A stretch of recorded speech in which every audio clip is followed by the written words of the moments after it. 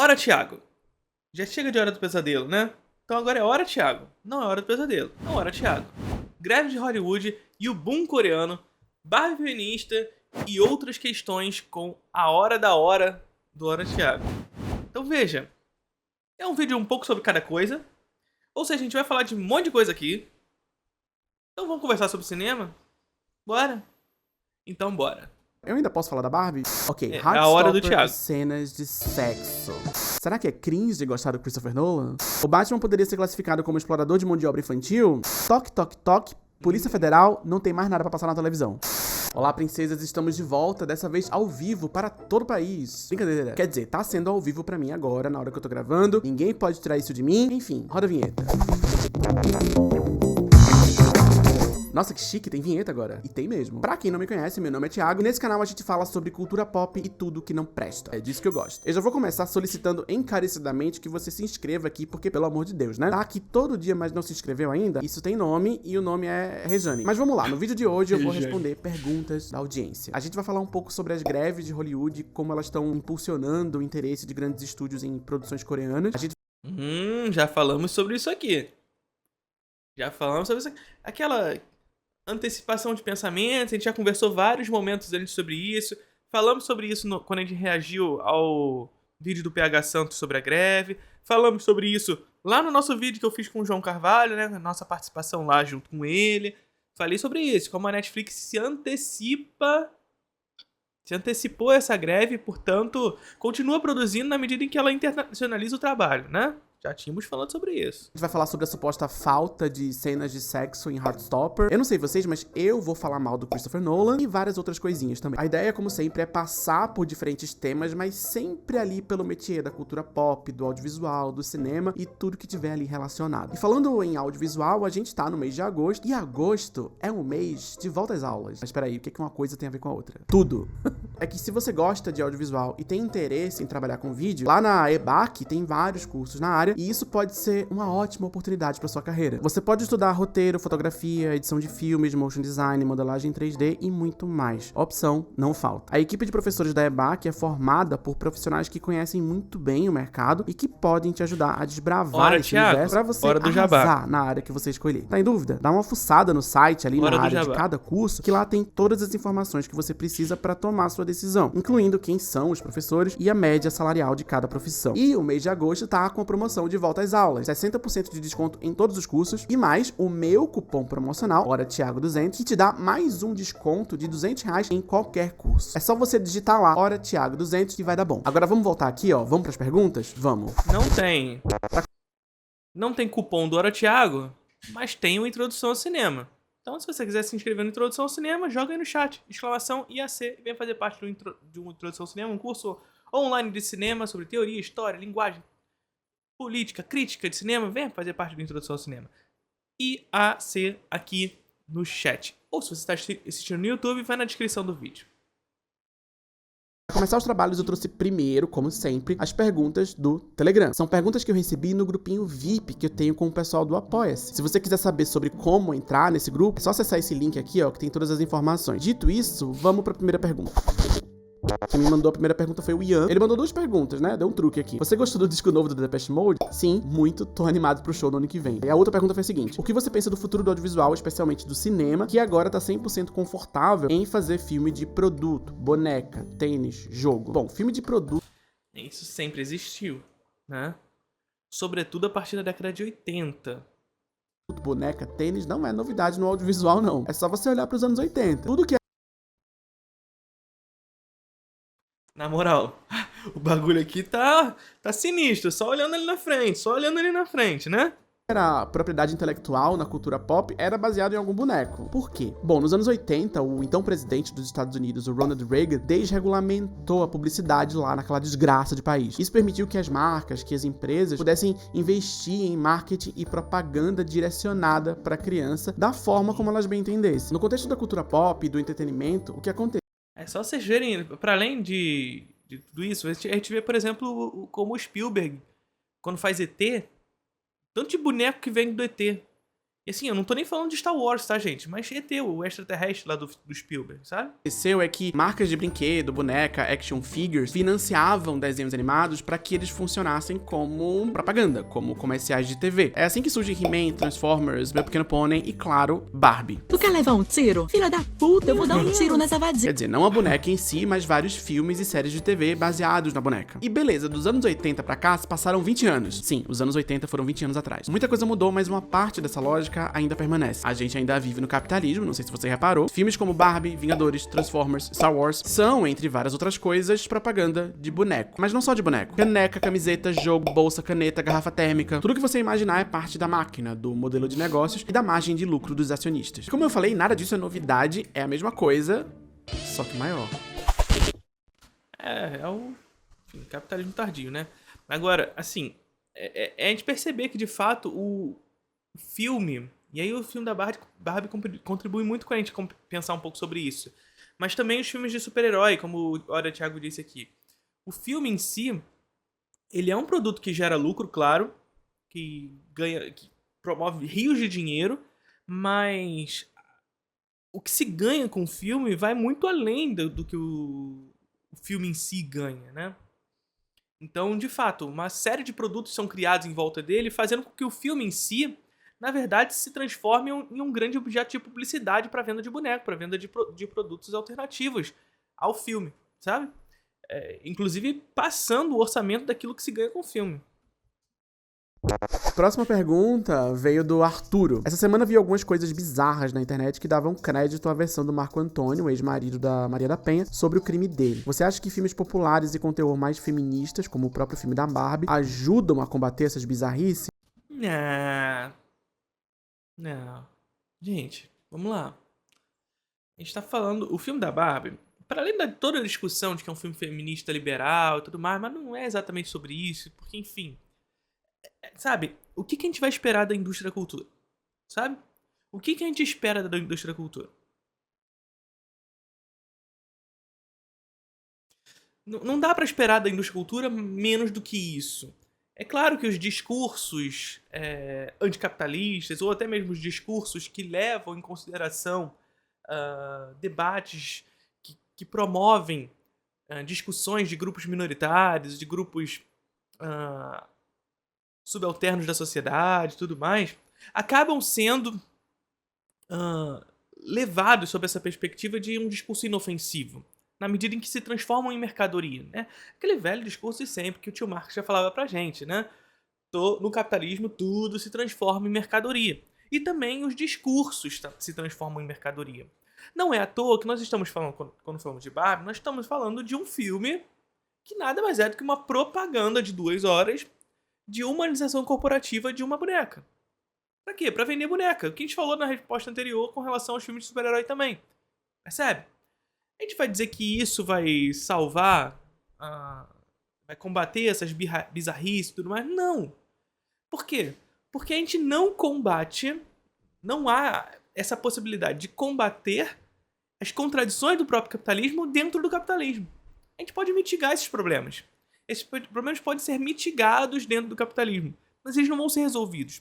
Porque a base fundamental desse problema está na propriedade privada, está no capitalismo em si e em suas contradições. Saca?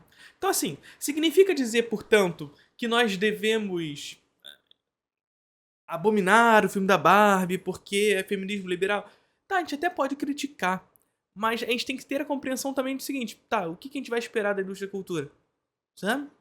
A gente tem que criticar, como eu fiz na minha crítica. Falei que era uma obra de humanização corporativa e tudo mais, mas tendo a compreensão de que no capitalismo esses discursos eles vão ser transformados em discursos inofensivos.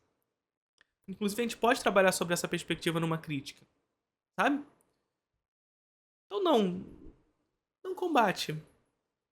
Pode sim, aqui e ali, gerar um objeto de reflexão para que esses discursos, para que essas contradições sejam amenizadas e tudo mais. Inclusive, esse carinha aqui, né? Walter Benjamin. Aí, ó, só pra vocês verem, o meu marca-texto. Olha o meu marca-texto. Aí ela entra no livro e ela vai subindo de escadinha, olha. Que bonitinha. Então, esse carinha aqui, muitos dizem que ele é mais... Como é que eu posso dizer? Mais otimista em relação a esse outro carinha aqui. O Adorno, né? Dizem que ele é mais otimista. Porque o Adorno, ele vai pra dizer pra gente assim, ó. Tá tudo na merda, sabe? Indústria da cultura é autoritária e está presente em todas as esferas da vida. Não há como escapar. E, portanto, toda a obra de arte no capitalismo promove uma espécie de alienação. O Walter Benjamin, por outro lado, ele acredita que sim, estamos inseridos sob um contexto capitalista, onde a obra de arte ela é reproduzível e, portanto, a partir da sua reprodução, produz também alienação. Entretanto, há sim como discutir, ainda que no capitalismo, obras que possam promover debate, que possam promover, inclusive, uma perspectiva de alguma forma de desalienação, sabe? Então ele acredita nisso. A grande questão aqui que a gente pode trazer é justamente partir, acredito eu, de uma síntese. Vamos fazer uma síntese entre esses dois autores, né?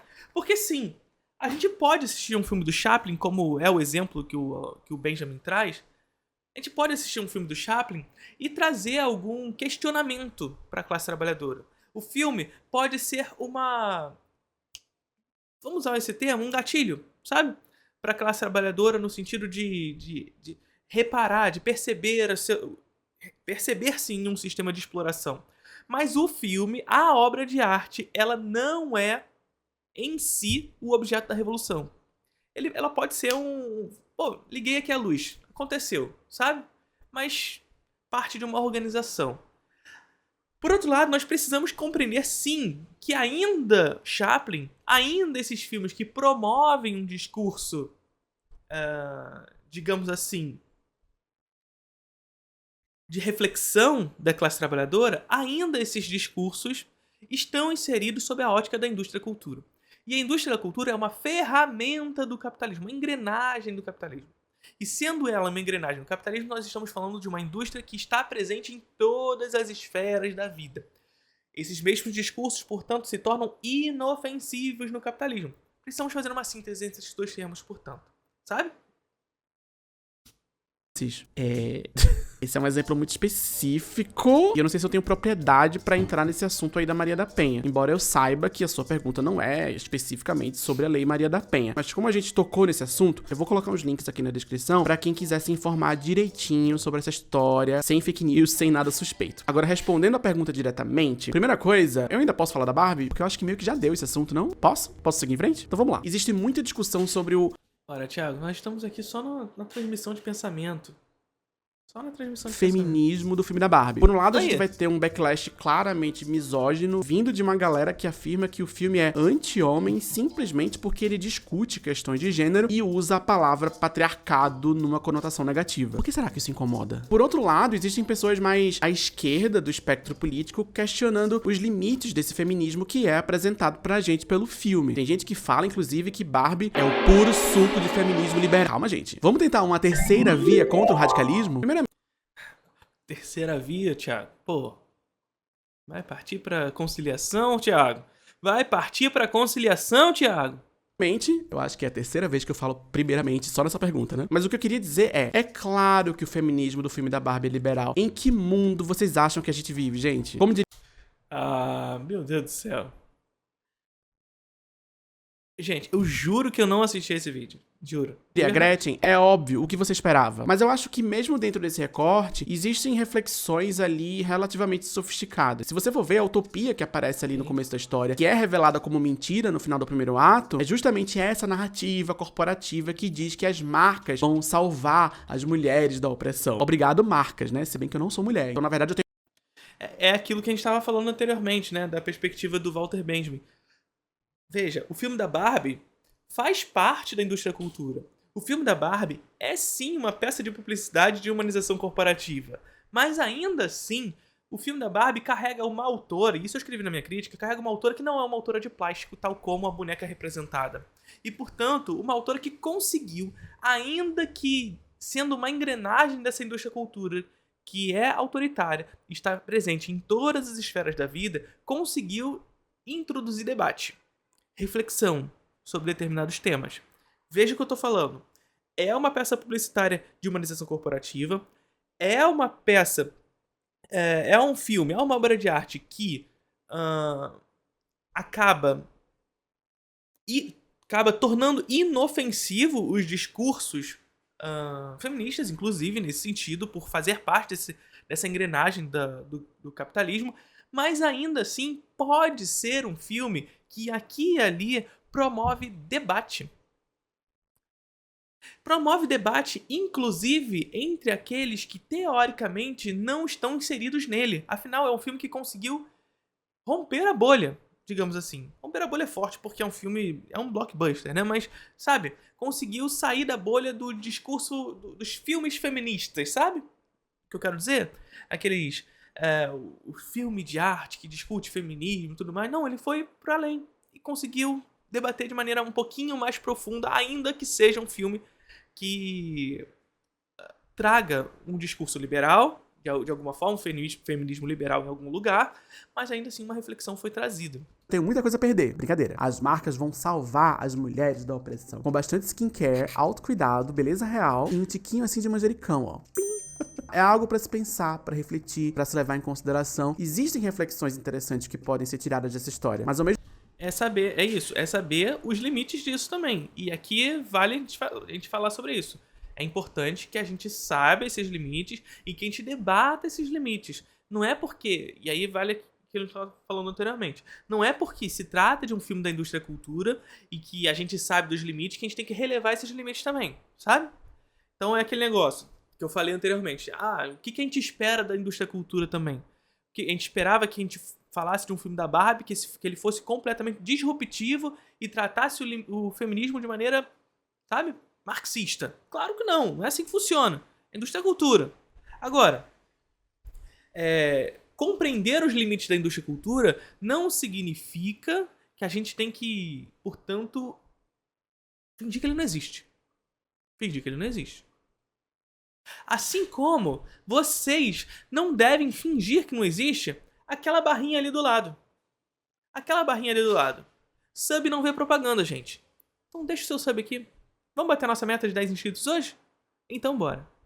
mesmo tempo, é importante a gente conhecer as limitações dela, principalmente em termos de educação política. Mesmo se a mensagem do filme fosse perfeitamente emancipadora, verdadeiramente emancipadora, livre de qualquer tipo de defeito e contradição, mesmo se esse filme feminista não fosse também uma grande propaganda de uma boneca que é propriedade intelectual de uma grande corporação, blá blá blá blá blá, Barbie ainda é apenas um filme. E eu sei que isso pode soar um pouco estranho vindo de mim especificamente, mas isso não é um demérito. Com todo o poder que a cultura pop tem, com todas as compreensões de mundo que uma história pode oferecer pra gente, as histórias não se bastam sozinhas. A gente precisa de um pouquinho mais. Então o filme da Barbie, sabe? Ó, vamos fazer aquela síntese do Adorno e do Benjamin aqui? O Adorno diz pra gente que a indústria da cultura é autoritária e está em todas as esferas da vida. Portanto, não tem como escapar. O Benjamin fala pra gente que, ainda que a indústria da cultura esteja presente em todas as esferas da vida e seja autoritária, ainda assim os produtos dessa indústria podem aqui e ali, a partir do seu autor, daquele que pensa a obra, promover uma espécie de reflexão na classe trabalhadora. Ainda assim, é importante que se diga, se trata apenas de um filme. O que eu quero dizer com isso? Eu quero dizer que a obra de arte, o filme, ele não é um objeto de revolução. Ele pode sim ser um gatilho para essa classe trabalhadora, um motivo para sua organização, mas ele em si não promove absolutamente nada. Ele em si não promove absolutamente nada. Senão a reflexão da classe trabalhadora. Um processo, um poder ser. Sabe? Beleza? E com todas as suas contradições esquisitas, ele pode ser uma ferramenta interessante para construir uma compreensão de mundo interessante. Isso. Ele pode ser uma ferramenta que vai promover esse objeto de reflexão, sabe?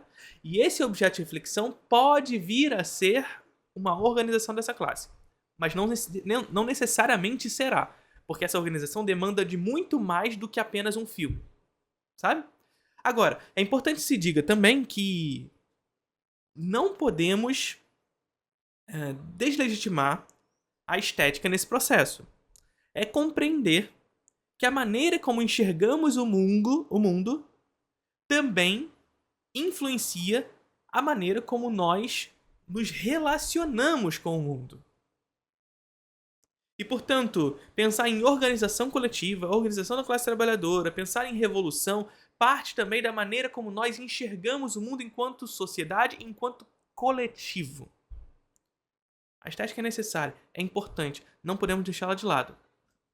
Talvez até emancipadora, mas ele sozinho não resolve nada. A gente tem que buscar outras coisas também. Próxima pergunta é do Rodrigo. Ele falou um monte de coisa. Tá, eu vou ler a pergunta inteira. Quais os critérios que definem quem leva um Oscar de melhor roteiro, enredo, mensagem e diálogos? Eu não sei. Eu não sei, de verdade. Deve ter uma regra. O que eu sei é que o vencedor de cada categoria do Oscar é decidido através de uma votação entre profissionais daquela área. Então, em tese, são roteiristas que escolhem o melhor roteiro. O crivo que eles vão escolher, talvez até tenha um manualzinho pra escolher, mas no fundo, é subjetivo. É o que eu acho que é melhor. E mais do que isso, é o filme que o meu amigo fez. Sabe?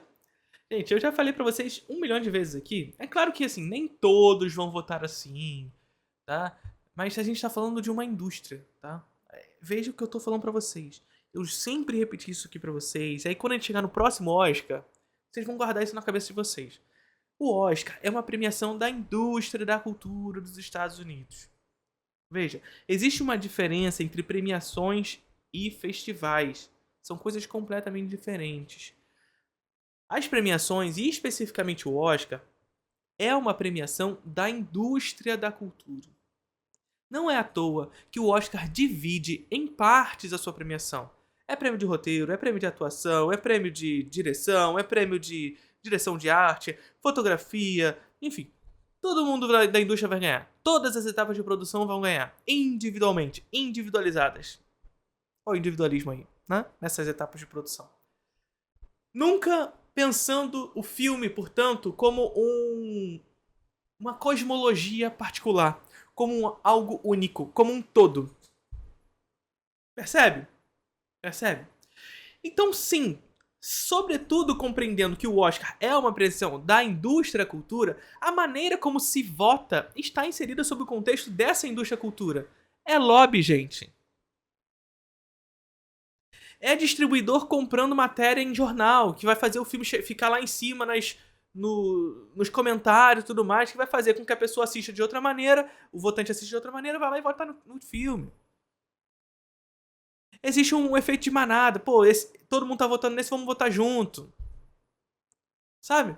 Então, é lobby, é dinheiro. É dinheiro que tá rolando. Quem tem o melhor lobby, quem tem a melhor marketing, quem vende melhor, faz melhor. E ganha o prêmio. Sobretudo nessa compreensão onde nós temos uma divisão de etapas. Cada uma das etapas da produção da indústria, ela é premiada. Saca? Pelo menos é assim que eu vejo. Essa pergunta aqui de quem vota no Oscar de melhor roteiro, vê os filmes ou lê os roteiros, eu vou responder na pergunta final, que é a seguinte: existe filme ruim com roteiro bom? Ou vice-versa? Depende do que você entende como bom. Obrigado pela atenção. Brincadeira, mas... Existe filme ruim com roteiro bom? Sim, existe. É isso? A pergunta foi essa? Existe. Não vamos relativizar, Thiago. Eu sei que você sabe. Eu sei que você sabe. Existe. Porque, assim, a gente tem que compreender o filme, o cinema, como um produto de uma etapa de produção. Sim, com uma direção ruim. Perfeito. Nós temos que compreender o filme como um produto de uma etapa de produção. Certo? E estamos inseridos sobre um contexto de uma produção industrial capitalista. Então, a produção de um filme no capitalismo está inserida sobre um contexto de produção industrial capitalista. Ponto. Nessa engrenagem, é a gente pensar que, sim, nós temos várias etapas de produção que se destinam a um lugar final, pelo qual nós teremos, digamos assim, uma organização dessas etapas, que está basicamente na direção. E aí, nesse contexto, o diretor é o autor desse filme e tudo mais, mas é pensar que também, dentro de uma escala produtiva, industrial, no capitalismo, todas essas etapas de produção vão em direção ao diretor, mas o diretor não é aquele que vende o filme. Portanto, existe alguém ainda por cima do diretor que vai mandar o que vai rolar ali ou não. O produtor. O estúdio em última escala. Então, sim, é possível ter um roteiro maravilhoso, super bem trabalhado, tudo mais, simples ou complexo, independente, mas que terá como resultado um filme ruim. Porque a organização daquele pensamento, daquela estrutura da história que foi colocada no roteiro, não necessariamente foi bem realizada em imagem. Sabe? Na construção final da imagem. Ou seja, todas as etapas de produção conduzidas por alguém, no caso o diretor, foram mal realizadas. Quando não, alteradas por um cara que está acima disso tudo aí, que é o cara que vai gerar dinheiro. O produtor. Então sim, é possível. Ah, Felipe, é possível um outro tipo de escala produtiva? É, fora do capitalismo, sim. Significa que em outras etapas produtivas não há autor? Não. Lá na União Soviética nós tínhamos autores. Por exemplo, né? Dziga Vertov, Sergei Eisenstein, sabe? Tarkovsky, Larissa Shepard, etc e tal. A diferença é que a compreensão dessa escala produtiva se dá de uma maneira diferente. Existe um trabalho coletivo que se gera, onde, digamos assim, o diretor é aquele que organiza esse pensamento não como uma parte hierárquica acima das demais. Percebe? Mas nem tanto. Vou fazer uma reflexão rápida aqui. Eu acho que às vezes fica parecendo que quando você estuda ou trabalha com audiovisual, ou até com arte de uma forma geral, você desenvolve o famoso senso crítico. Uma suposta capacidade suprema de diferenciar o que é bom do que não é, de separar hermeticamente o que é descartável e o que é eterno. O famoso bom gosto. Bom gosto. Aí é mais uma banda de pagode pra gente. A gente vai ter que usar agora outra banda de pagode. Vamos ter que usar o bom gosto aqui. Também. Né? Já temos o estudo do belo. Agora nós temos o estudo do bom gosto. Já temos o estudo do belo e agora o estudo do bom gosto. Mas veja, quando o Thiago fala aqui do estudo do bom gosto, isso é muito interessante, né? A gente sabe, a gente já aprendeu por aqui, por muitos momentos, que quando a gente fala de estética, nós não estamos falando somente do estudo do belo, né? Meus olhos refletem nos seus o farol das estrelas. Não estamos falando só do belo. Nós estamos falando também do estudo da teoria da arte e da teoria do gosto.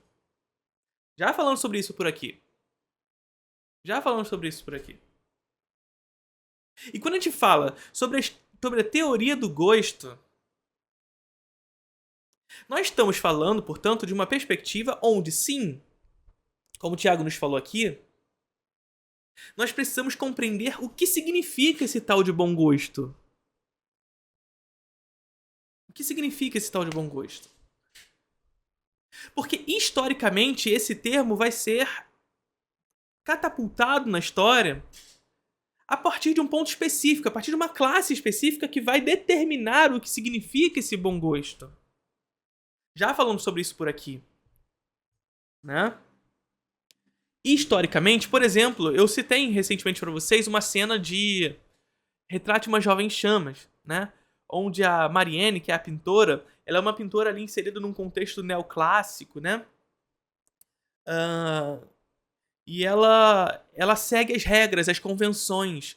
Que regras e convenções é essa que ela segue? E ela fala sobre isso no momento, na cena em que ela vai mostrar finalmente o quadro que ela pintou para Heloise. O que significa essas regras e essas convenções que ela está falando? São as regras e convenções do bom gosto. São as regras e convenções do belo. Do bem fazer. que a gente pode trazer pro bem fazer cinematográfico. Sabe? Só que quem define o que é esse bem fazer cinematográfico? É justamente aqueles que definem o que é arte. Onde a arte deve estar inserida. Nas galerias e tudo mais. Fora das galerias, fora dos espaços artísticos, ela se torna vulgar, menos artístico. Então, arte de rua, música na rua. Arte urbana, né? Por exemplo. E aí a gente faz o rap, o funk. Tá fora das galerias, tá fora dos grandes concertos. Percebe? Então, o bem fazer cinematográfico está inserido sob a ótica do que significa o bom gosto para determinadas classes sociais que determinam essa perspectiva.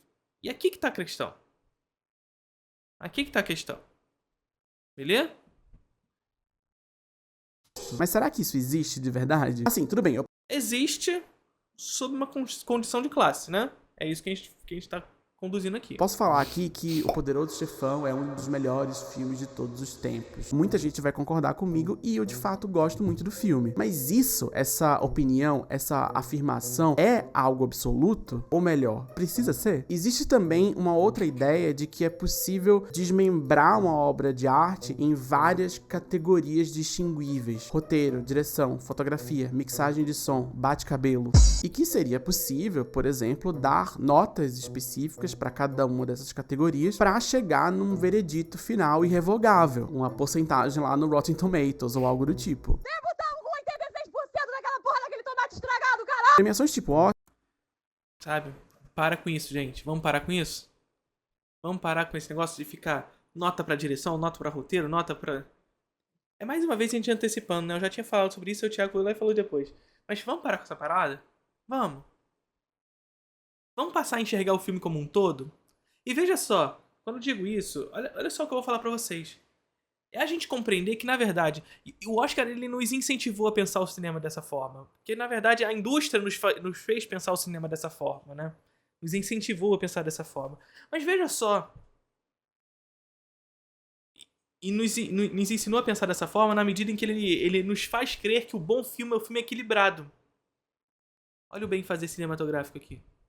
Um filme equilibrado, portanto, que concorre a milhões de categorias, concorre a milhões e ganha milhões de categorias no Oscar. Esse é o bom filme.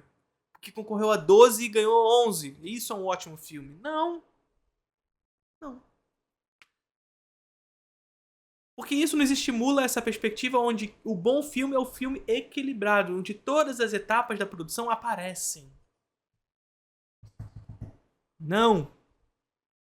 São inúmeros os filmes que trabalham sobre essa condição, onde determinada etapa da produção, em alguns momentos, se silencia justamente para que outras etapas apareçam. Significa dizer que aquela etapa silenciada é ruim? Não! Ela precisou estar silenciada para que a outra surgisse. Exemplo. Quero muito que vocês assistam esse filme. É um filme que é muito assim, quando tu assiste, é um filme disruptivo. Eu tenho certeza que muitos de vocês não assistiram. Assistam a um filme chamado Purgatório Heróica, de um diretor japonês chamado Yoshishige Yoshida. É isso mesmo, Yoshida. Assistam a esse filme. Vocês vão reparar que a perspectiva da composição, da fotografia, é muito exacerbada em relação às demais. Ou seja, é necessário que as outras etapas produtivas se silenciem um pouco para que essa fotografia apareça. Sabe? Nesse filme isso fica muito claro. Assistam. Assistam. Não é necessário que todas as etapas de produção estejam aparecendo e sejam belas todas. Para fazer um bom filme, para fazer um filme belo, digamos assim, nós não precisamos de perfeição. A imperfeição, o acaso, são bem-vindos no cinema também. Oscar reforçam essa ideia. Se o filme ganha 10 estatuetas diferentes em 10 categorias diferentes, cada de uma novo. dessas estatuetas é um reforço a mais na ideia de que aquele filme é um grande filme, de que aquele filme é eterno, de que aquele filme é bom. Mas quando você tá assistindo Olha a o Apollo aí filme, de seja novo. você um crítico ou um leigo, você tá assistindo a experiência inteira. E você tá se envolvendo subjetivamente com aquela experiência inteira, não com partes específicas dela. E tudo bem, algum aspecto específico pode chamar mais atenção. Sim, inclusive porque alguns podem se silenciar para que esses chamem atenção. Pode se sobressair. Mas mesmo se você fizer um esforço muito grande de focar, por exemplo, na fotografia, do que adianta um filme ter a fotografia mais bela e incrível do mundo inteiro se essas imagens belíssimas não estão ajudando a contar a história? Todos esses elementos Perfeito. Olha só, quando eu disse para vocês que determinados elementos se silenciam para que outro sobressaia, não significa que esse outro que se sobressai, que ele deve se esvaziar de sentido. Ele deve contar a história. Inclusive, quando ele se sobressai em relação aos outros, ele tá assumindo esse papel. Ele tá assumindo a bronca, tá falando assim, ó, deixa que eu faço. Sabe? Mas veja só, mesmo que ele fale, ó só, deixa que eu faço, ele não tá falando, deixa que eu faço sozinho. Os outros elementos, eles se silenciam, mas eles não somem, eles estão ali, apoiando que esse elemento que sobressaiu continue produzindo sentido. Então, assim, precisa produzir imagem. Precisa produzir sentido. 1917 aí. Pois é isso. São os famosos filmes cupcake, né? Que a gente gosta de falar. Aquele filme que... lindo, maravilhoso, tal como um cupcake. Eu adoro ver cupcake, gente. Muitos de vocês já falaram pra mim depois... Ah, mas cupcake é uma delícia, Felipe.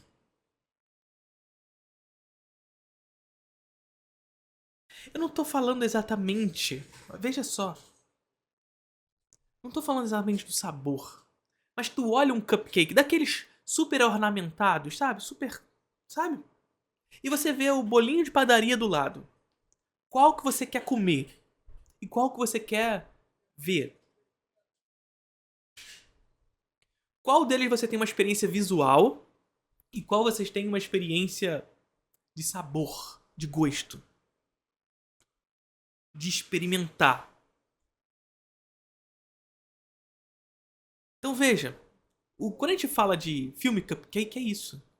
É aquele filme que você vê, acha bonito, supostamente belo, mas no final das contas, tu não quer morder. Porque tu não enxerga naquele cupcake cheio de glacê pra ficar bonito gosto. Sabor. Sentido de ser. É isso que é o filme Cupcake. Isso é o filme Cupcake. Por isso que eu sempre digo pra vocês, mais uma vez, naquele velho discurso de sempre. O simples pode ser belo. O simples pode ser profundo. E, portanto, o bolo de padaria é isso, gente. O bolo de padaria é simples. Mas tem sabor. É gostoso. Simples e direto. A experiência do espectador com o cinema pode ser simples, ser bela, gostosa, saborosa. Como um bolo de padaria. elementos estão a serviço de uma história. E se todos esses elementos estão ali em função de uma história, é natural que a gente volte pro roteiro como essa unidade básica de um filme. Em tese, a resposta pra tudo estaria ali, né? No roteiro. Todo o resto é secundário. Mas mesmo o melhor roteiro do mundo precisa ser conduzido pelas outras partes que compõem a obra. Se um roteiro... Perfeito. Veja só o que ele está querendo dizer aqui pra gente. O roteiro, ele é uma etapa de produção de um filme. Veja, o cinema é uma arte que já surge no capitalismo industrial. E, portanto, ele tem uma etapa de produção industrial. Etapas de produção industrial. Onde o roteiro é uma dessas etapas e, portanto, um meio da realização. No caso, o roteiro é uma dessas etapas de produção, pré-produção. Sabe? Mas ele faz parte da produção também. Quando a gente diz pré-produção é porque ele é pré-filmagem. É antes de começar né? Set, filmagem, etc. Aí depois tem pós-produção, mas significa que o pós-produção não seja produção também na escala industrial, sabe? Também faz parte da escala industrial, quando a gente fala de pós-produção. Montagem, tudo mais. Repara? São etapas dessa produção. A grande questão é que todas essas etapas da produção industrial, elas caminham em direção de uma ideia. Ideia essa que é conduzida pelo diretor.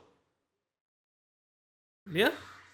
Se o incrível fosse o suficiente, o filme não precisaria ser feito. Resumindo, cinema, audiovisual de uma forma geral, é uma arte inerentemente coletiva. Existiram e ainda existem tentativas de centralizar os méritos e os deméritos de um filme na figura de um autor ou de uma parte específica do processo. Até a figura do diretor é usada ali durante a história do cinema para resolver esse problema de autoria, porque na visão de alguns teóricos do começo do século XX, uma obra de arte só pode ser considerada uma obra de arte elevada se ela tiver um autor. Então quem é o autor de um filme? O diretor. Mas agora é o diretor, gente. Eu não acho que em tese não. É o diretor. O diretor é o autor do filme.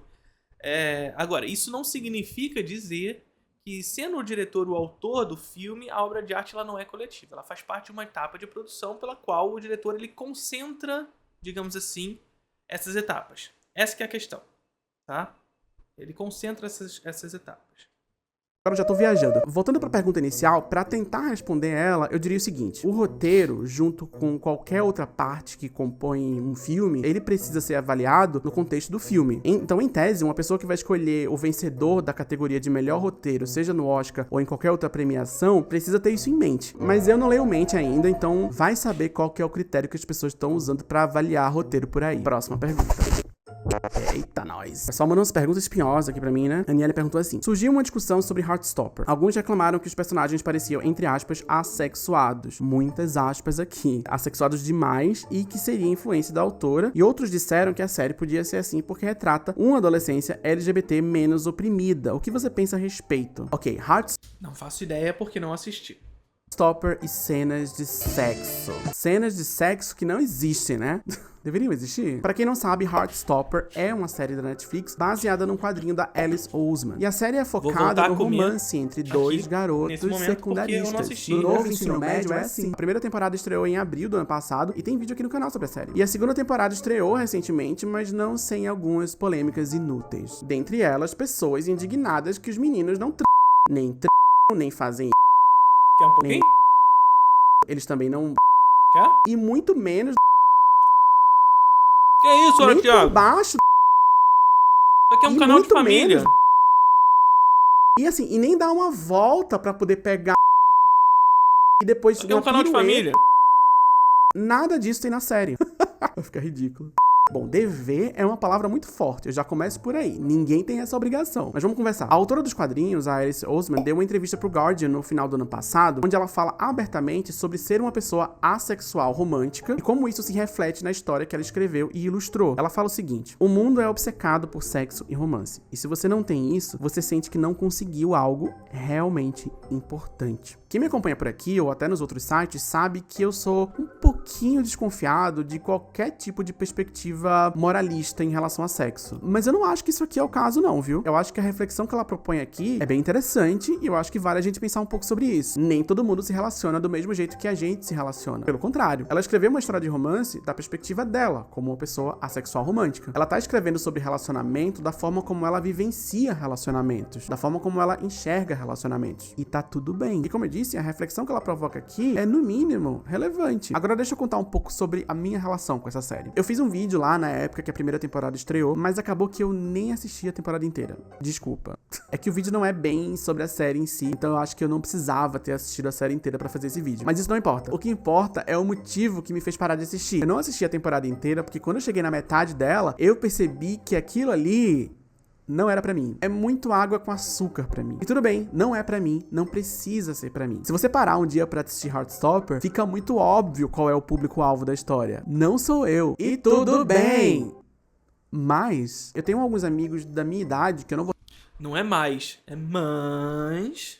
revelar que gostam bastante de Heartstopper, por motivos variados. O principal deles é que a gente não teve nada muito parecido com Heartstopper quando a gente era adolescente. Quer dizer, cinema LGBT sempre existiu, mas a gente precisava correr atrás. Dava trabalho e a gente tinha que assistir escondido. E vários desses filmes eram adultos. O Thiago é de onde, gente? Não sei. Ele é de onde? E tudo bem, meu ponto é, teria feito alguma diferença na minha vida se existisse algo como Heartstopper na minha adolescência? Pernambuco? E aí? Eu tava tentando decifrar de onde ele é por causa do sotaque. Que o sotaque de Pernambuco ele tem uma semelhança com o sotaque carioca em algum lugar, né? Isso, né? Algumas pessoas da minha idade sentem um vazio sendo preenchido quando veem o casal na tela. Se é que vocês me entendem. Brincadeira. Mas vocês entendem? Eu penso, por exemplo, como seria interessante poder assistir Heartstopper com a minha mãe, quando eu era adolescente. A gente poder assistir junto. Trazer pra ela, ou pra outras pessoas da minha família, esse senso de normalidade em relação à minha sexualidade. Entende que não é só sobre o sexo em si? Ao mesmo tempo, eu não sou mais adolescente. Eu não tô mais nessa fase da minha vida. Eu tenho outras demandas das histórias que eu assisto. E é importante entender as nossas demandas e entender que outras pessoas têm outras demandas. Não vai ser em Heartstopper que as minhas demandas vão ser atendidas. Tem outras histórias. Agora eu vou responder as perguntas que a galera mandou aqui no YouTube. Começando pelo Jonga God. Jonga God. Agradeço a Jesus, menine, por ter visto um conteúdo seu no Luigi e a partir disso tô maratonando tudo que você cria. Estou in love. Mas assim, me explica o porquê de um monte de gente endeusar a série Friends. Toda vez que tento assistir só fico com cara de mãe do Chris entediada vendo aquele tanto de interação branca. Estou sendo racismo reverso. Pode ser.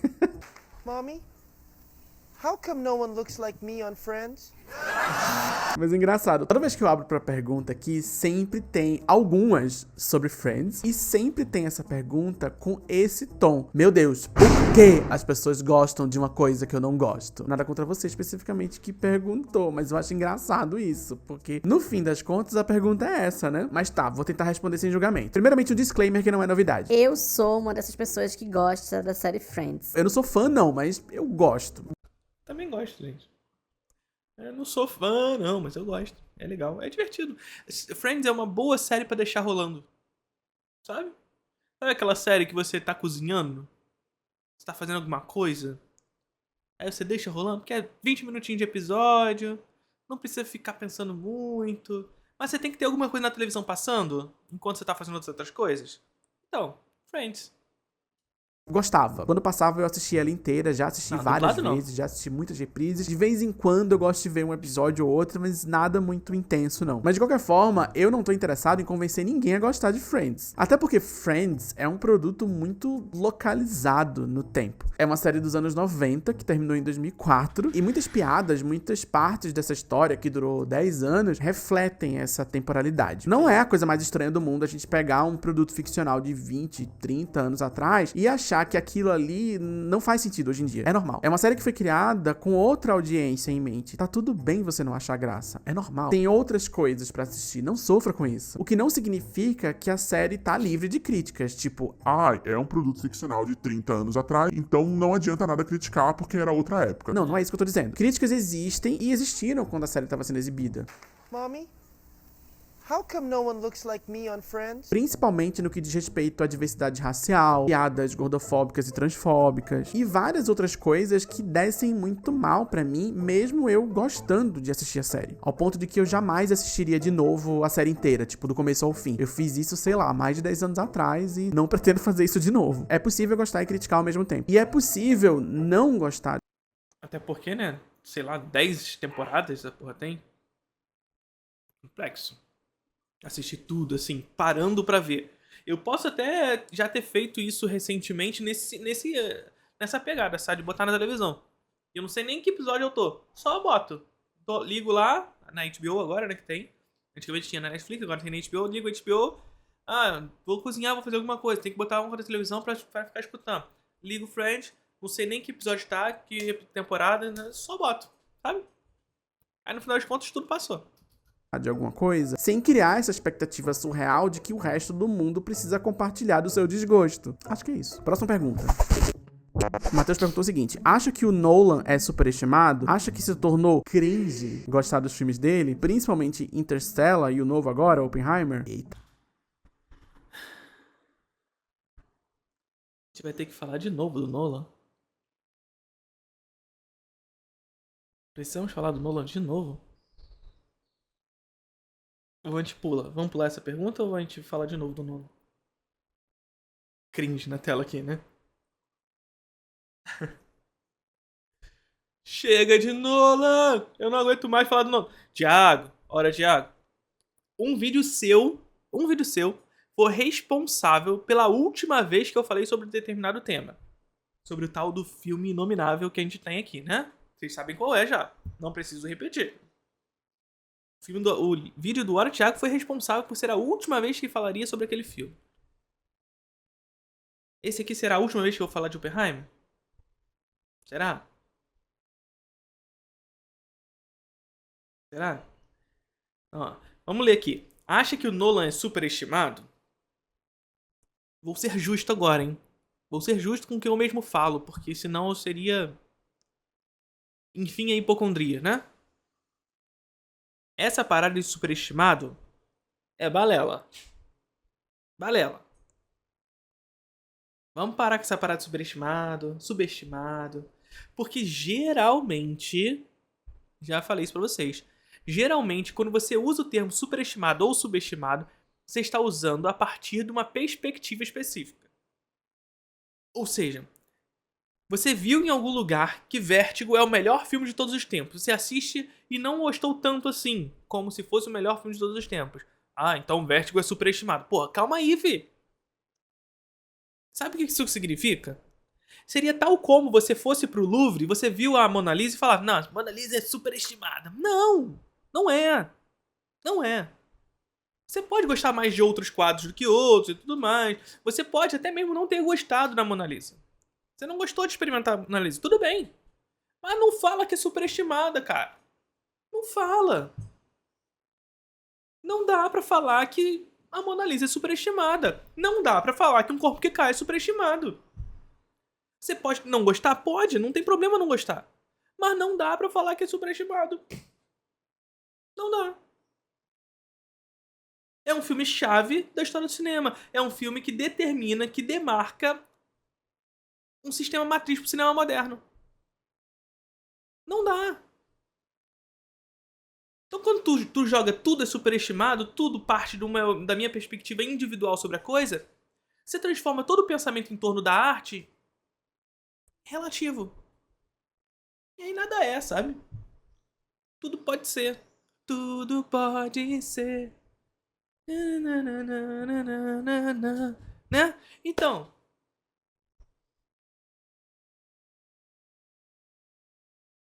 Nossa, não é nem tudo pode ser. Tudo que eu quiser, né? A música.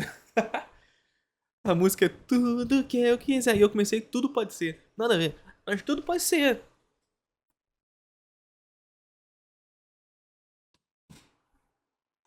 Professor Leão, posso não gostar de Vértigo? Pode, você vai estar errado. Brincadeira. Você pode. Pode não gostar. Pode não gostar de Vértigo. Mas é o que eu sempre digo, assim...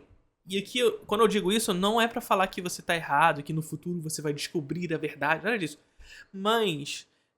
Você assistiu Vértigo pela primeira vez?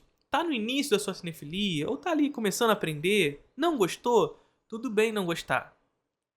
Mas continua aprendendo sobre cinema, continua estudando e tudo mais. E volta pra assistir esses filmes. Volta pra assistir esses filmes chave na história do cinema, sabe? Não gostou de novo? Tudo bem não gostar. Mas volta neles. Volta neles. Aliás, eu gravei anteontem, pro Introdução ao Cinema, uma aula só sobre Vértigo. Melhor ainda, uma aula só sobre uma cena de Vértigo. Uma cenazinha de Vértigo que dura 10 segundos foi responsável... 10 segundos de Vértigo, gente. 10 segundos de Vértigo. Foi responsável por uma aula inteira do Introdução ao Cinema. Vai entrar no Introdução ao Cinema muito em breve. Quer escutar essa aula e outras muitas aulas? Joga no chat. Exclamação IAC. E vem fazer parte. Se você está aí no YouTube, vai na descrição do vídeo e se inscreve que muito em breve você vai ver essa aula. Você sabe, são 2 aulas novas todos os meses. Estamos entrando agora em setembro, vão ser adicionadas 2 novas aulas. E se eu não me engano, essa aula de Vértigo vai ser adicionada em outubro. Vai ser a primeira aula de outubro, eu acho.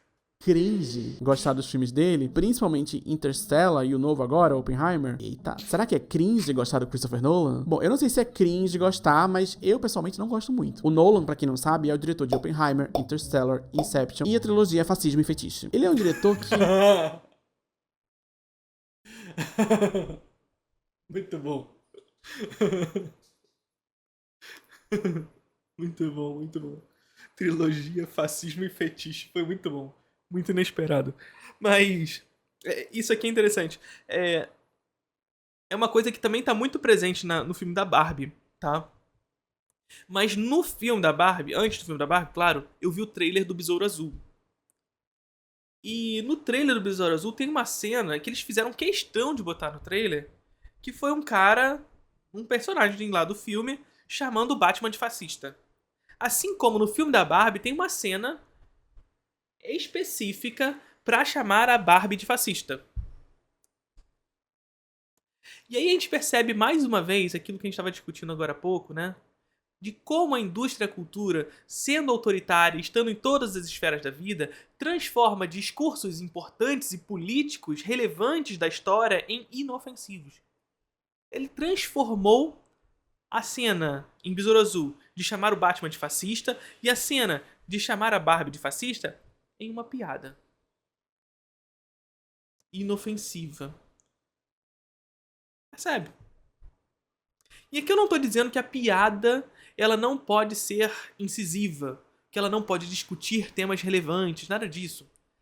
Mas ela, no caso dessas 2 piadas aqui, ele está falando da superficialização desses debates, da superficialização desses discursos.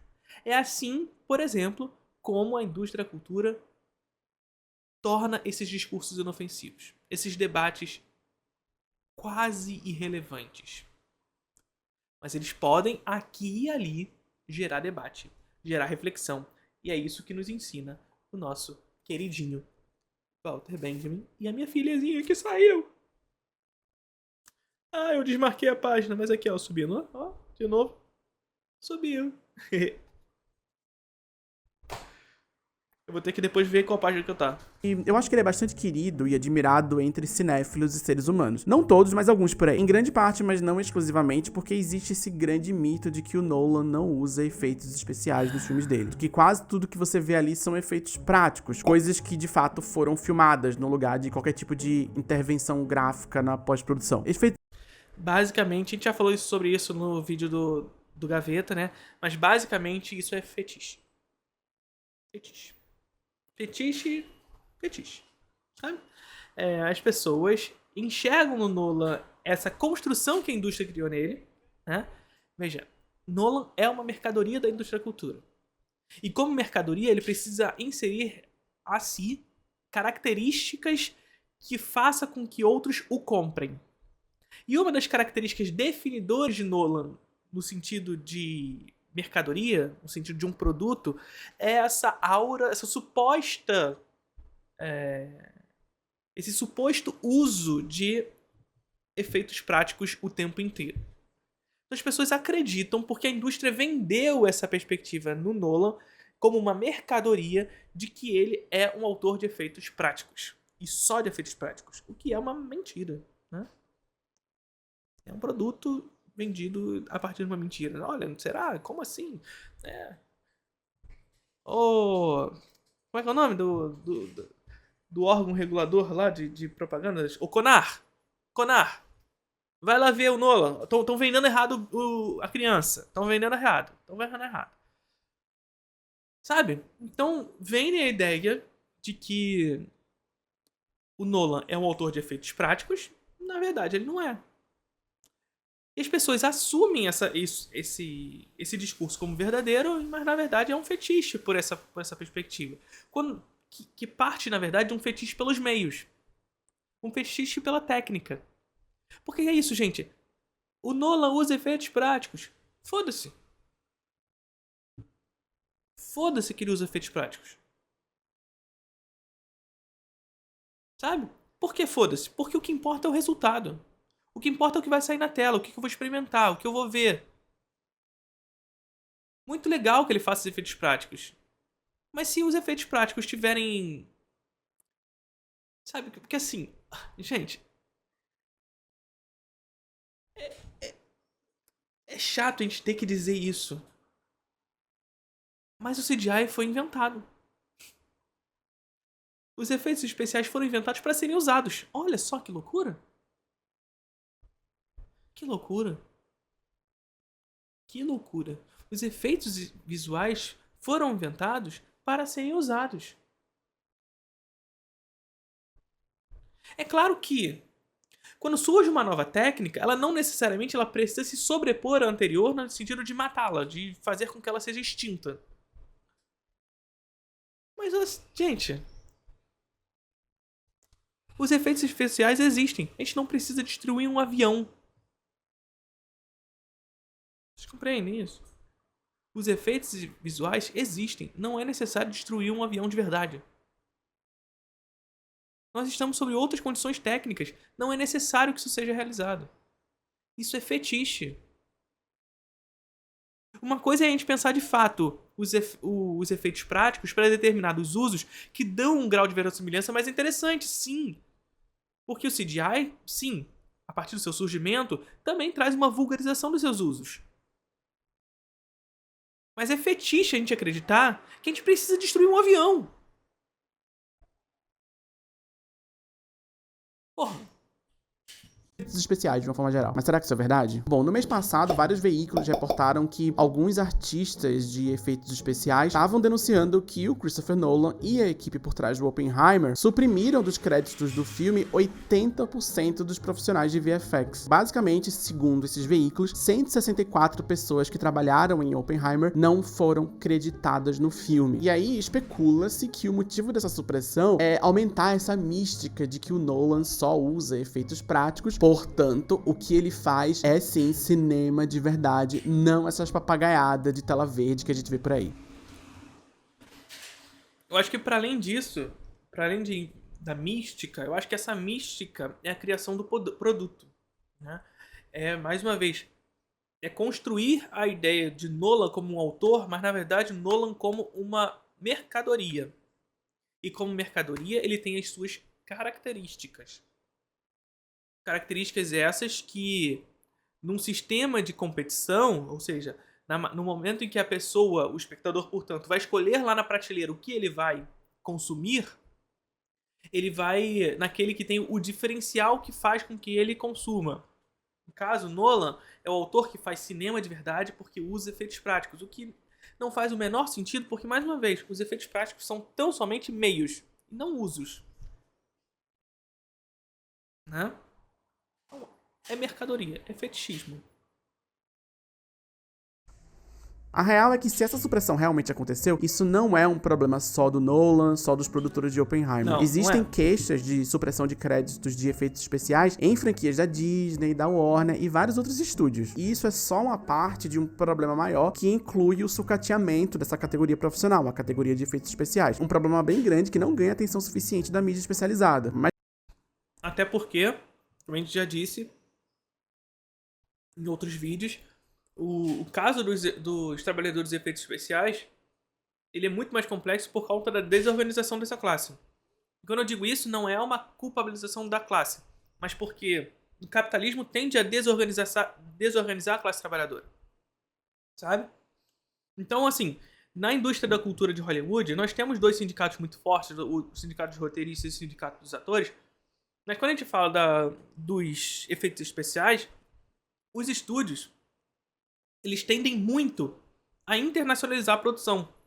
Então contrata um estúdio da Índia, contrata um estúdio na Europa, um estúdio aqui, um estúdio ali, para realizar essa produção.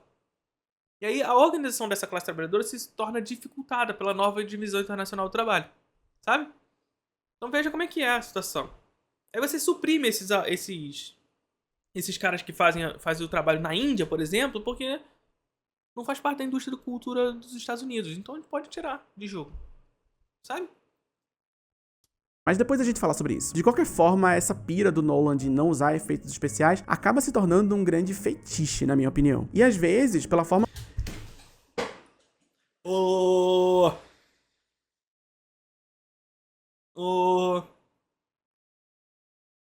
fetiche, é isso. Olha o Apollo aí de novo. Olha o Apollo aí de novo. É fetiche, gente. É fetiche. Fetiche porque o Nolan é uma mercadoria. E a gente fetichiza os meios. Não o resultado, os meios. E é aquilo que a gente sempre fala. Dane-se os meios. Se não pensados pelos seus usos. Beleza? Vamos combinar assim? Então tá combinado. Como se fala sobre isso, parece que não usar efeitos especiais se torna um objetivo em si. O grande objetivo é não Vamos deixar só ele falar rapidinho? usar efeitos especiais, na minha opinião. E às vezes, pela forma como se fala sobre isso, parece que não usar efeitos especiais se torna um objetivo em si. O grande objetivo é não usar efeito especial, sei lá. Não, né? Mais uma vez, é o Dom de Apollo mais uma vez aqui, ó. Conversando. Eu e ele, telepatia. Nós dois. Não. É isso. A tecnologia se desenvolveu a tal ponto em que os efeitos especiais, o CGI, existiu. Surgiu. Significa que porque o CGI existiu a gente tem que usar só CGI? Não. Uma nova tecnologia não precisa matar a sua anterior. Mas mais uma vez, existe CGI. E se existe CGI, você não precisa destruir um avião. De verdade. Não precisa destruir um avião de verdade. É claro que a gente precisa sempre entender o contexto narrativo do filme para compreender o que a gente precisa. Por exemplo, se a gente pegar um filme como o Shin Gojira, do Hideaki Anno. O Hideaki Anno, ele pensou num filme que se comunicasse com a história da produção do cinema japonês de monstro. Sabe? Dos kaiju. Ele pensou num filme que se comunicasse com essa ideia. E, portanto, ele se utilizou de um Gojira que é aquele monstrão mesmo, sabe? Não é exatamente efeitos especiais, não é CGI. Mas no contexto narrativo pelo qual o filme pediu, aquilo fazia sentido. Não é como se eu usasse os meios como um fetiche, porque só posso usar dessa forma, porque assim o cinema é de verdade. Não. O CGI existe. Você não precisa destruir um avião. Se torna um parâmetro absoluto, sabe? Tipo, efeitos práticos versus CGI. Um é bom, outro é ruim. Um é cinema, outro não. Um é arte genuína, o outro é descartável. Quando, na verdade, as duas coisas, cada um à sua maneira, são linguagem, são recurso. E, acima de tudo, trabalho. Tem categorias profissionais Trabalho. Na verdade, mais do que isso, Thiago, na verdade, os efeitos práticos e o CGI, eles não são trabalho, eles são meios. Meios da realização do trabalho. Aí que tá a questão. Né? Eles são meios da realização do trabalho. A grande questão aqui é que esse fetiche criado em cima do Nolan não é o fetiche pelo trabalho, é o fetiche pelo meio. Né? É o fetiche pelo meio. É o fetiche pelos efeitos práticos, não pela realização dos efeitos práticos que, pelos usos nos meios, gera uma finalidade. Gera um endereço narrativo. Inteiras em cada um desses universos, trabalhando pra fazer aquele negócio acontecer. É importante a gente lembrar disso. Não lembrar disso, aí sim é cringe. Nathan falou o seguinte: sobre a jornada do herói, mesmo olhando a perspectiva problemática do Campbell, você não acha que ela ainda possa ser válida? Já que a jornada reflete uma versão grandiosa de eventos que passamos na vida, então vários mitos pelo mundo podem refletir isso de uma forma pessoal, especialmente considerando que ela não é uma fórmula estreita. Pessoalmente gosto muito desse modelo e acho ele bem divertido para ser usado em certos aspectos, falo como escritor. E também gostaria de ouvir sua opinião sobre o livro A Jornada do Escritor, Estrutura Mítica para Escritores de Christopher Vogler, se puder. Eu nunca li esse livro, então não vou falar dele não.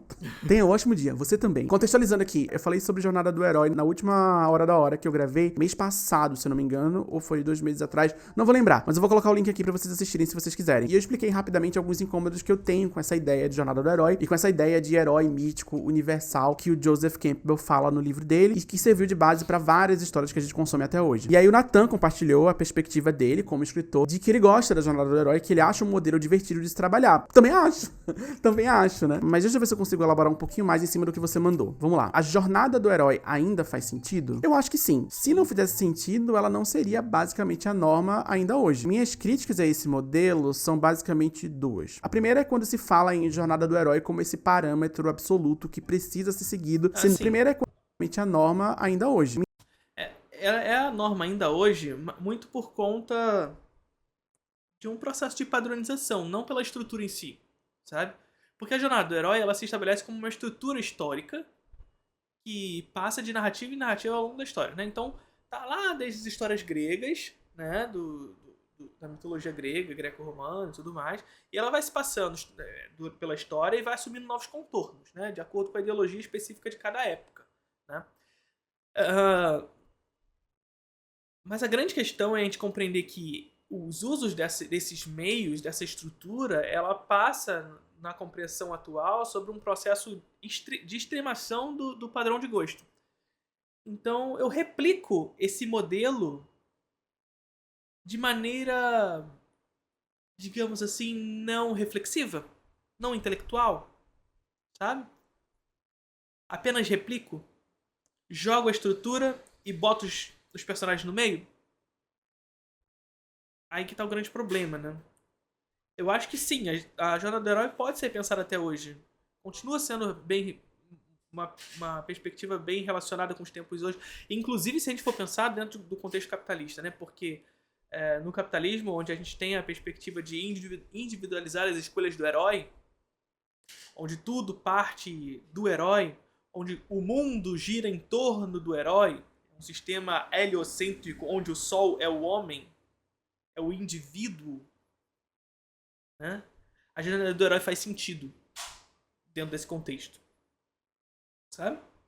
Minhas críticas a esse modelo são basicamente duas. A primeira é quando se fala em Jornada do Herói como esse parâmetro absoluto que precisa ser seguido, senão nada presta. Por mais ampla que essa Jornada do Herói seja, ela ainda é um parâmetro, um recorte, mas muitas vezes fala sobre essa Jornada do Herói como um parâmetro absoluto, ou até mesmo a ideia da narrativa em 3 atos, que é um parâmetro ainda mais amplo do que a Jornada do Herói. A gente tem milênios e milênios e milênios de histórias sendo contadas em diversas partes do mundo, e a maior parte delas não se encaixa na Jornada do Herói, muito menos numa narrativa de 3 atos. E aí, vai encarar? E a segunda crítica é algo que eu já falei por aqui também, que é justamente ao livro do Joseph Campbell, que organiza essa ideia de Jornada do Herói, o Herói de Mil Faces, que, na minha opinião, reduz esses milênios e milênios e milênios de história a esse molde único, branco, eurocêntrico, disfarçado de neutro, ou algo do tipo. É assim que as histórias são, aceite. Por outro lado, é uma ferramenta importante. É interessante conhecer, principalmente se você quiser escrever ficção. Mas mais importante do que aprender a Jornada do Herói em si, é não absorver essa perspectiva absoluta de que é isso e acabou. É importante conhecer as regras para desobedecer com consciência. Perfeito.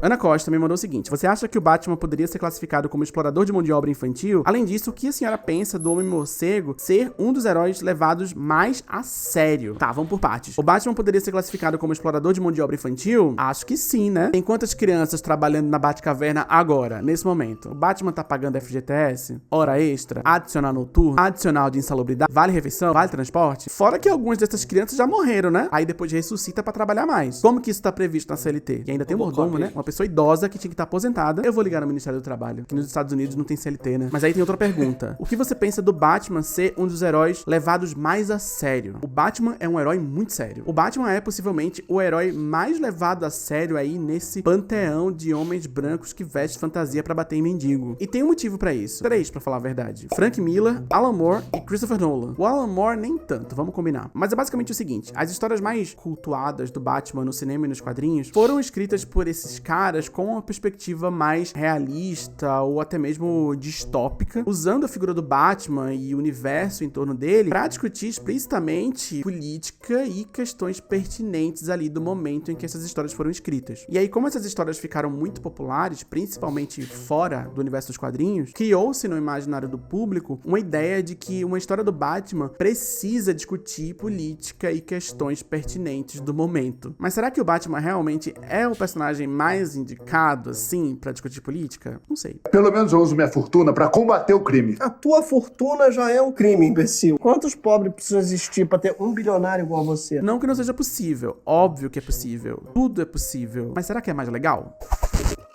Próxima pergunta quem enviou foi o Diego. Pode parecer loucura, mas vamos lá. Hollywood está em greve. Já li de especialistas que isso começou com a vinda do streaming e quem provocou foi a Netflix. Hoje ela investe em produções coreanas e asiáticas e não se movimenta em resolver a greve. Você acha que isso foi pensado? Investir em países que a lei é diferente, sucateando no seu país de origem e esperando que aceitem o pouco que irá oferecer. Tá, entendi o que você quis dizer. Não é loucura, inclusive essa é uma discussão importantíssima. Então, vamos discutir. Vamos falar sobre as greves de Hollywood e produções internacionais. Internacionais em relação aos Estados Unidos, né? Como vocês sabem, roteiristas e atores de Hollywood estão em greve desde maio e julho, respectivamente. E as negociações, pelo menos até o momento da gravação desse vídeo, não estão dando sinais muito otimistas de uma resolução a curto prazo. Enquanto isso, uma crise de abastecimento de produções culturais já tá ali batendo a portinha ali de Hollywood. Toque, toque, toque. Polícia Federal não tem mais nada pra passar na televisão. O Emmy de 2023, a principal premiação de TV dos Estados Unidos, já foi adiado pro ano que vem por causa da greve, e várias produções de diversos gêneros e categorias estão sendo adiadas no cinema e na TV. Felizmente, a Netflix já tem uma grande solução pra esse problema sem precisar se preocupar com a greve. A solução: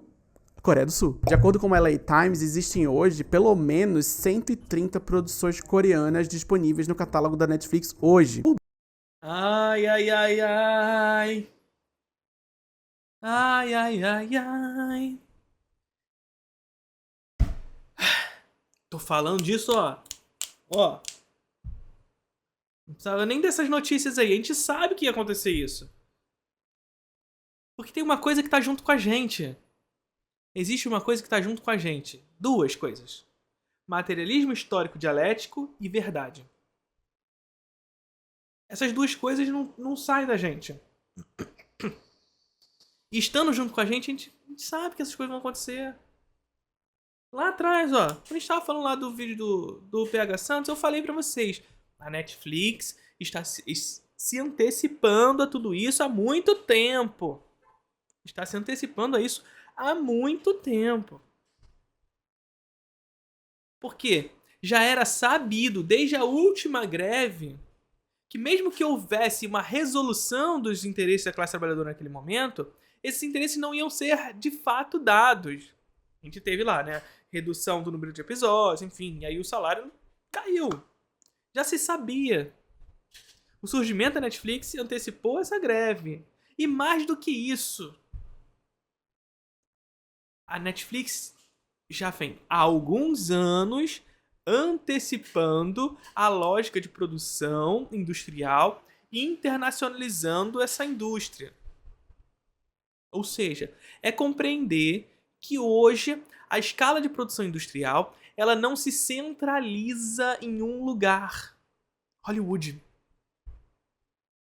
A Netflix, portanto, ela internacionaliza a produção. E quando eu digo isso, não é só... não é só a Netflix que faz isso, né? Então, assim, por exemplo, a gente falou recentemente agora, durante o vídeo, da questão dos trabalhadores de VFX, que são contratados em outros lugares do mundo. Mas a gente percebe que a Netflix extremou essa perspectiva na medida em que ela agora... tá tendo greve? Eu vou fazer filme na Coreia do Sul. Eu vou fazer filme na Espanha. Eu vou fazer filme no México. Eu vou fazer filme na França. Eu vou fazer filme em tudo que é canto do mundo. Coreia do Sul especificamente. Mas veja que a Netflix tem feito isso antes de estourar essa greve. A Netflix já sabia, gente, porque isso é sabido. O capitalismo é cíclico.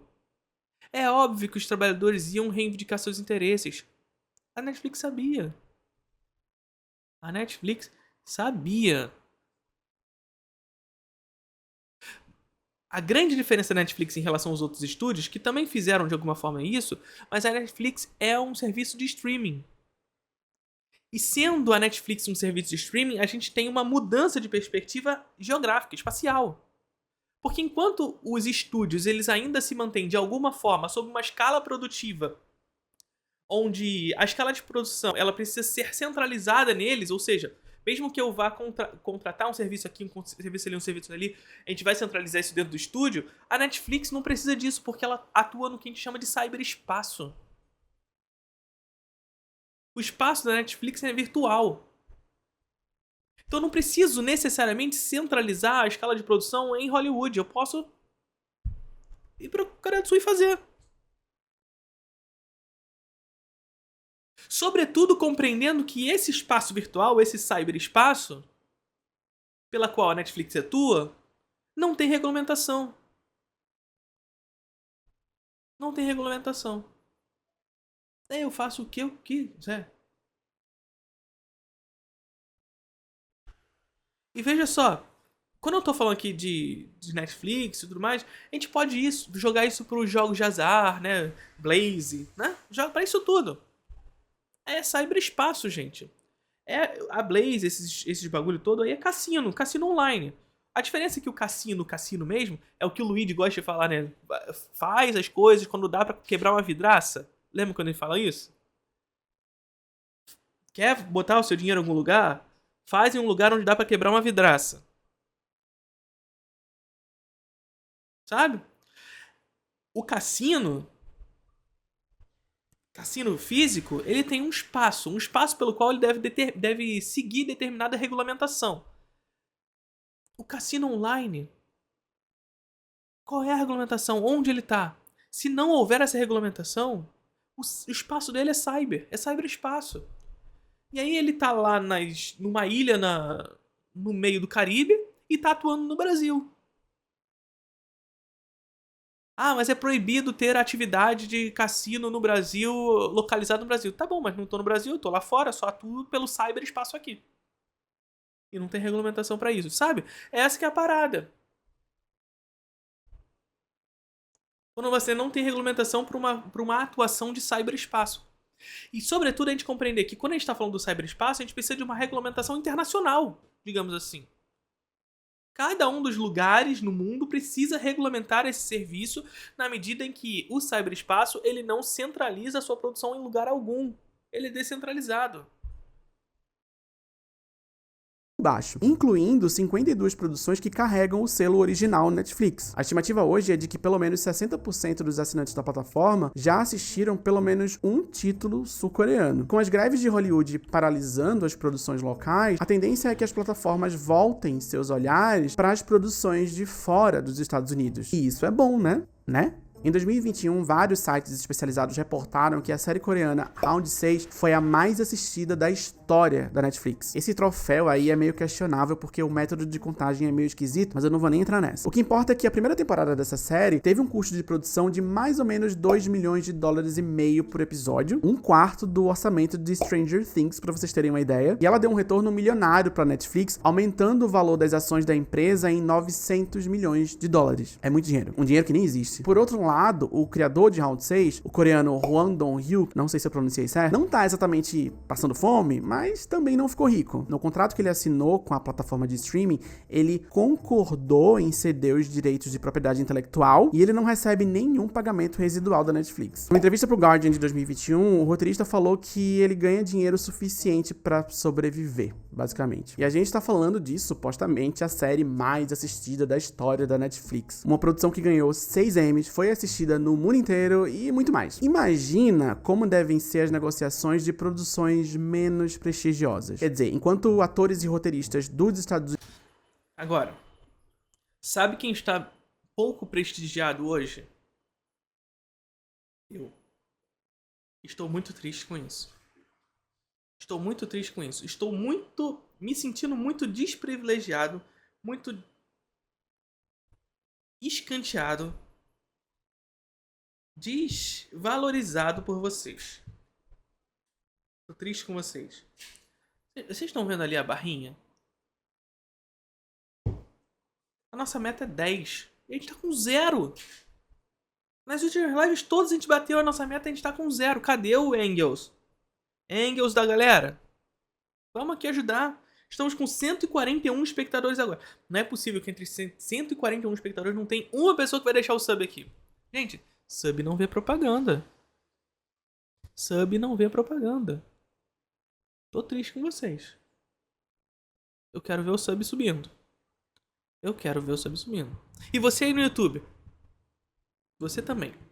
Eu sei que você tá assistindo esse vídeo aqui. Já chegou até esse momento aqui, já estamos quase no final. E você ainda não se inscreveu e assinou o sininho. Então se inscreve e ativa o sininho, tá bom? Cadê o Engels da galera? Vambora. Vamos ajudar aqui, hein?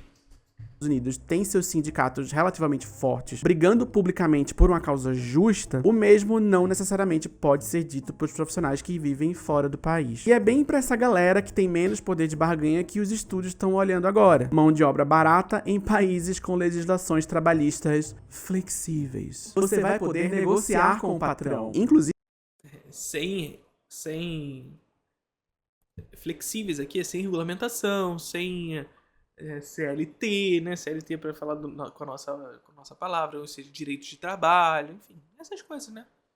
profissionais do audiovisual da Coreia do Sul vêm denunciando práticas abusivas em sets de filmagem e na indústria como um todo. Exploração de mão de obra, extensas horas de trabalho e tudo que é desgraça. E quando uma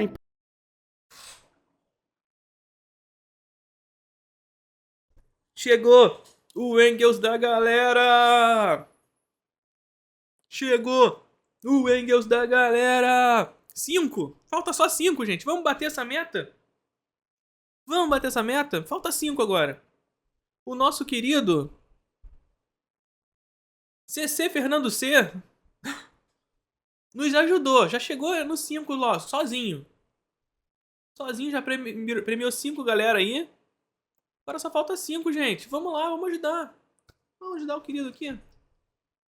Muito obrigado, Fernando. empresa como a Netflix abre um escritório nesse país, a única obrigação que ela tem é de seguir a legislação local. E se a legislação local é pior para os trabalhadores daquele lugar e mais barata para uma corporação estrangeira, o que vocês acham que acontece? E o pior de tudo é que muitas vezes essa conversa complicadíssima, cheia de detalhes, cheia de nuances, surge mascarada pelo discurso que diz que isso é uma vitória para a representatividade. Vitória para quem?